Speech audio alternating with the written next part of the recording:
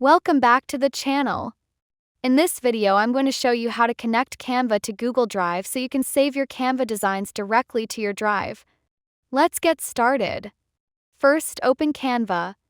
On the home page, you won't see a direct option to connect Canva with Google Drive. To access it, you'll need to create a new design. Just click Create a Design at the top right and select any template like a doc or whiteboard. Now, there are two ways to connect Google Drive. First way is through the Apps option on the left panel. From there, search for Google Drive and click on it. Then after opening it, click Connect. Select the Gmail account you want to use and follow the on-screen instructions. Your Google Drive will now be linked with Canva.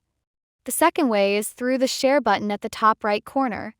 Click See All, scroll down to the Save section and choose Google Drive. Again, just hit Connect, select your Gmail account, sign in, and you're all set. And that's it. Now your Canva designs can be saved directly to Google Drive with ease. If you found this tutorial helpful, don't forget to like the video. For more tips, subscribe the channel and hit the notification bell as well. Thanks for watching.